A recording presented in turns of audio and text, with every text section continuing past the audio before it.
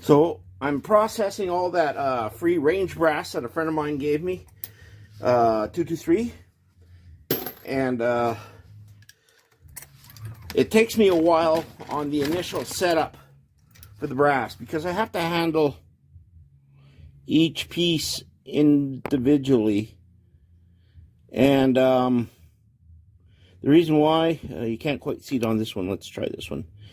You can see that little bit of a red ring there, and that's the swage that I'm gonna have to take out by reaming it one way or another, either by pressure pushing it out, or I use a primer pocket reamer to remove it, and that removes that little bit of material.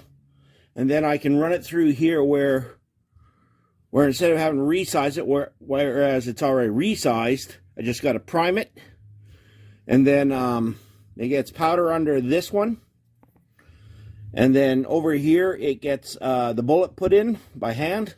And then over here, it gets crimped to so the bullet doesn't come out under semi-automatic action.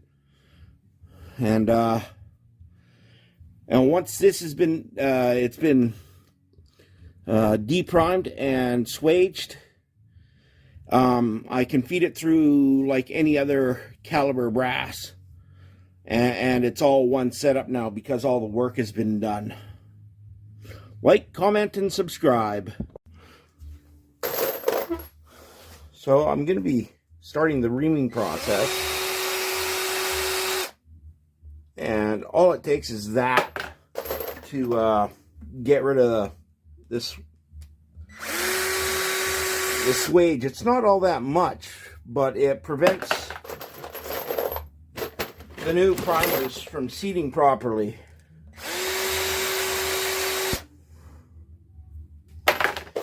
And once this is done,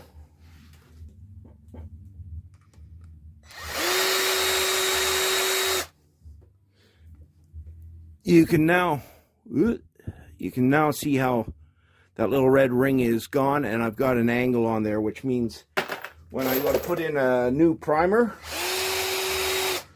it'll seat. But because I've lubed these, I'm gonna wet tumble them again, and that'll also get rid of any of the swarfing, all the shavings that this leaves in there. But it slows that, like I said, it slows down the original load. Well, my original first reload. But once I get this done, I can feed it through the machine at a increased rate.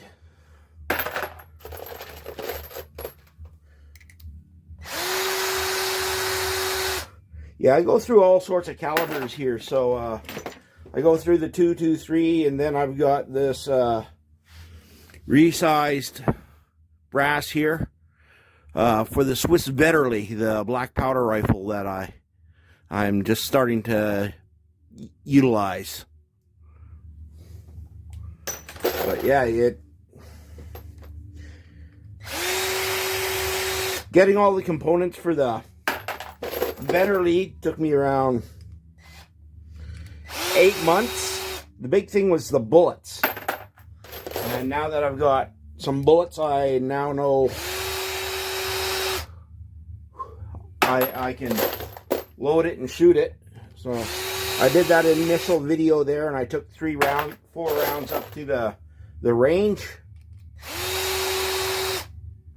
And gave it a test fire, and now I'm waiting for another friend to come along that gave it to me, and I'm gonna let him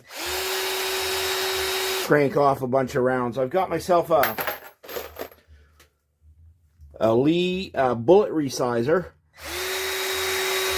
because I've got some .44 caliber bullets that I'm going to run through there, because for the Vetterli, it's supposed to be 4.27, and the bullets are just a little large, and they're causing this to happen.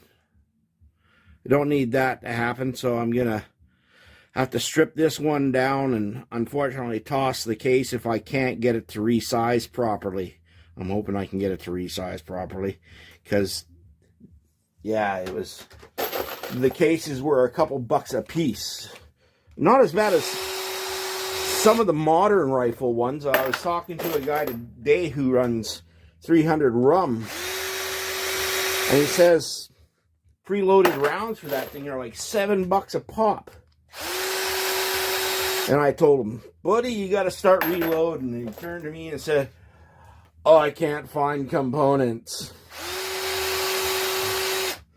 And I said, I feel your pain, but I'm lucky. I just got back from the States, and that was a trip. And yeah, I got all sorts of components. Another thing that slows me down while I'm doing this is stuck cases. I got 2 cases stuck, and I had to use my case remover. And what that does is, you drill it out with a number 7 drill, I think it is.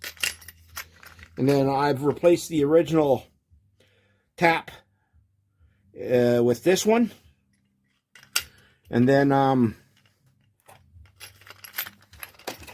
use this setup here to winch the case out of the die. And that makes a huge difference, that I can do that and not have to, yeah, what a pain that was. Used to be. But now it's it's an annoyance. It's down to about 5-10 minutes now to get this done.